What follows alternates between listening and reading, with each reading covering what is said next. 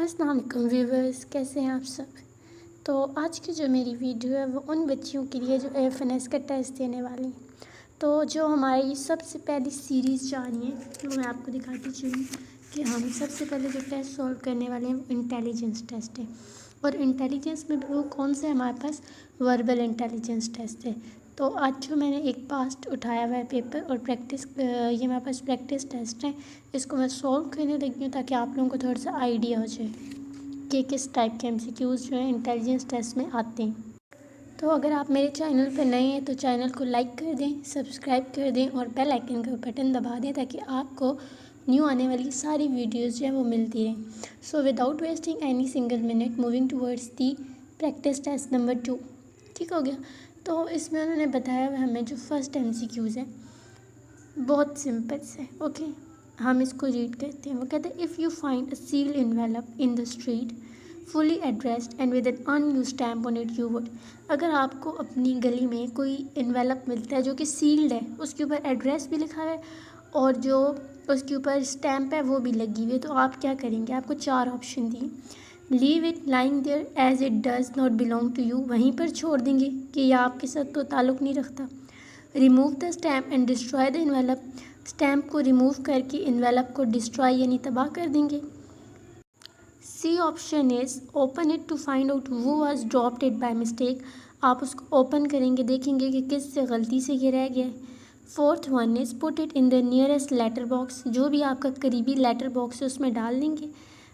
Last one is hand it over to any postman you made for delivery, या आपको जब भी कोई पोस्टमैन मिलेगा तो उसको डिलीवरी के लिए दे देंगे।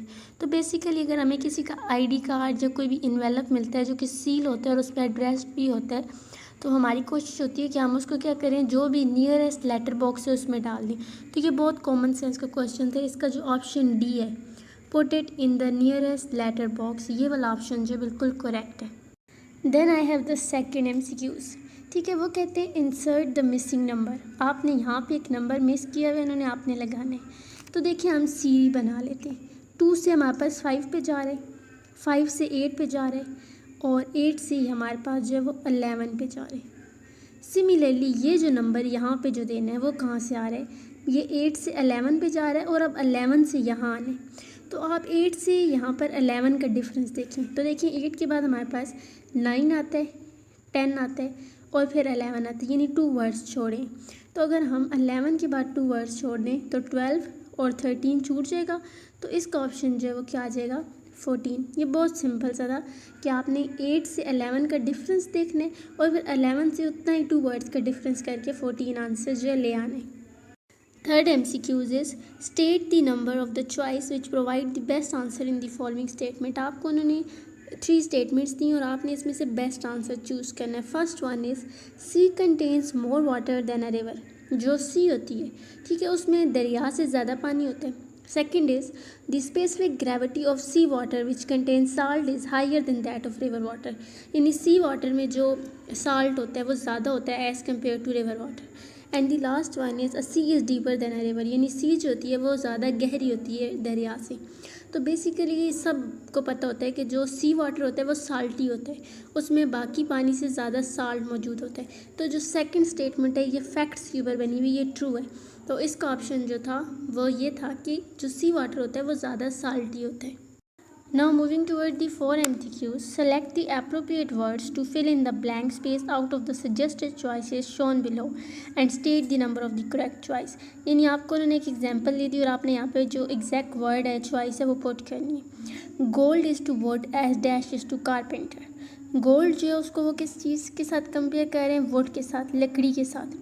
तो कारपेंटर जो है उसको किस चीज़ के साथ कंपेयर कीजिएगा, ऑब्वियसली गोल्ड से बनी हुई कोई चीज़ है। या तो हमारे पास गोल्ड स्मिथ क्या होता है, one who makes and sell articles, यानी वो बंदा जो गोल्ड के आर्टिकल्स बनाता और बेचता है। तो जाहिर सी बात है कारपेंटर जो है वो वुड का काम करता है, तो गोल्ड का काम गोल्ड स्मिथ कहेगा। तो हम यहाँ पे जो ऑप्शन सी है यानी थर्ड ऑप्शन गोल्ड स्मिथ, उसको टिक कर देंगे। In the fifth MCQs, it is written in each of the following sentences mention which 2 words out of the choices given provide the best answer। यानी इनमें से हमने कोई से 2 वर्ड्स चूज़ करने हैं जो इस चीज़ के साथ बेस्ट सुटेबल है। आ स्कूल ऑलवेज है, स्कूल के पास जो होता है वो कौन सी चीज़ें होती हैं, इनमें से 2 teacher, chair, classroom, student, desk.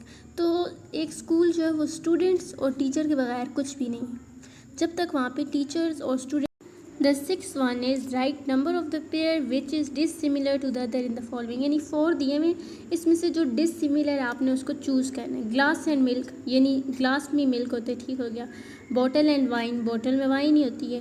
Radio and transistor, pen and ink, pen में भी इंक होती है। देखिए रेडियो का ट्रांजिस्टर के साथ कोई लेना देना नहीं है, ट्रांजिस्टर एक अलग चीज़ है, रेडियो एक अलग चीज़ है, तो ये डिसिमिलर है। तो इसका जो करेक्ट ऑप्शन है वो 3 है, यानी कि रेडियो एंड ट्रांजिस्टर डिसिमिलर है बाकी सबसे। The seventh MCQ is state the number of the choice which provide the best answer in the following statement। ठीक है, वो कहते हैं wet cloth dry slowly on a rainy day because, गीले कपड़े रेनी डेज में क्यों जो है आहिस्ता आहिस्ता सूखते। First one is there is no sunshine on a rainy day, क्योंकि बारिश वाले दिन सूरज की रोशनी नहीं होती। Second one is the process of evaporation on a rainy day slower since the water contain much more water vapour. जो एवापोरेशन का प्रोसेस होता है वो स्लो होता है रेनी डे में, क्योंकि वाटर वेपर जो होते हैं ज़्यादा होते हैं एयर के अंदर। The last one is rain make them moist, rain की वजह से वो गीले होने लगते हैं।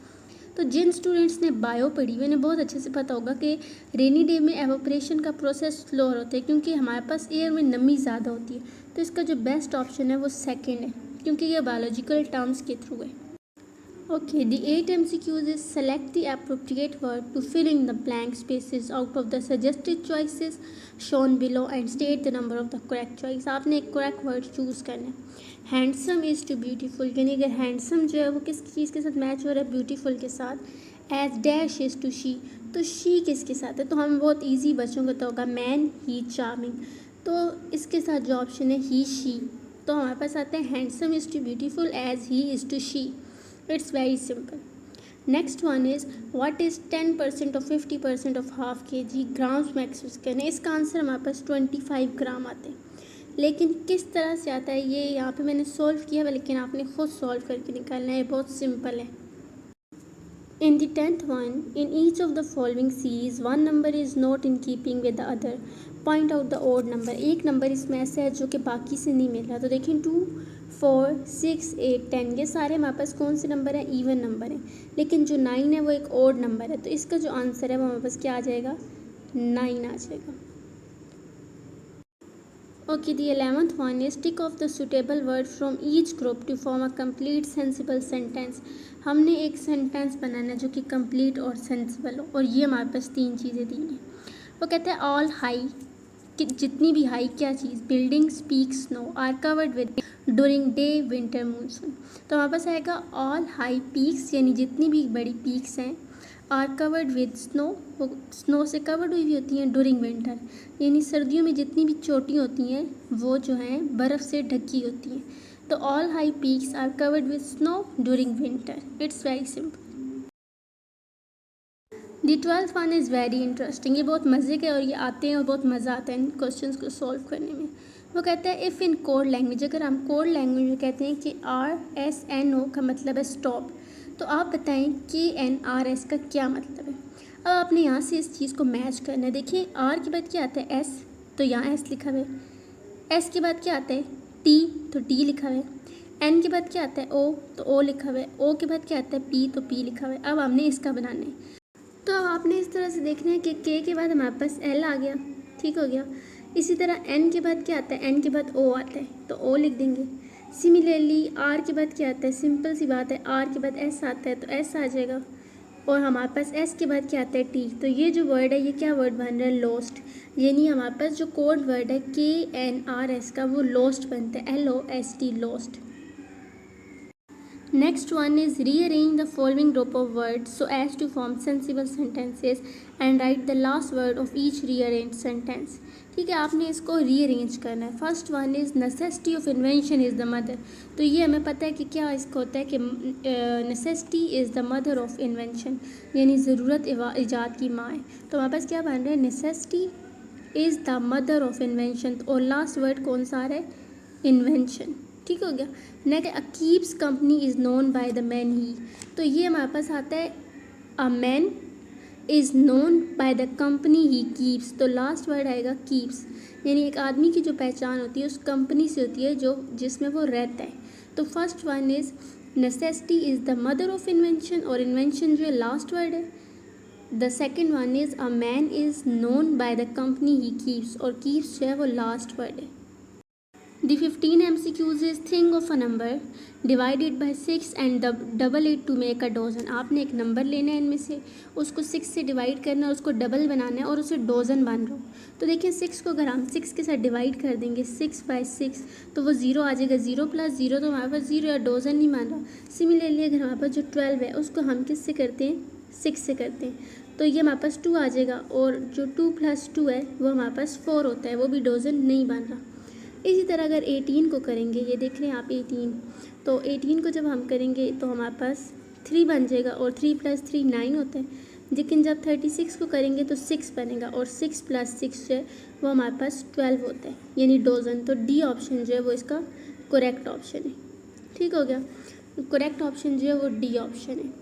सो व्यूअर्स, आज की जो हमारी वीडियो थी वो बस यहीं तक थी, 14th MCQs तक। ये प्रैक्टिस टेस्ट नंबर 2 था, और ये बहुत सिमिलर है, इसी टाइप के MCQs आते हैं हमारे पास टेस्ट में भी, क्योंकि मैंने ख़ुद भी इसका टेस्ट दिया हुआ है। तो सेम ऐसे ही MCQs होते हैं, बहुत ईजीली बच्चे अगर इनको तैयार करें तो अपना टेस्ट पास कर सकते हैं। कमेंट कीजिएगा ताकि मैं आप लोगों के लिए नॉन वर्बल की भी एक ऐसी वीडियो बनाऊँ। मेरे पास नॉन वर्बल का पार्ट भी पड़ा हुआ है, और इंशाल्लाह आप अगर इन चीज़ों को फॉलो करेंगे तो आपका टेस्ट बहुत अच्छा हो जाएगा और आप बहुत अच्छे नंबरों से पास हो जाएंगे। वीडियो को लाइक कर दीजिएगा और अपना ख्याल रखिएगा। अल्लाह हाफ़िज़।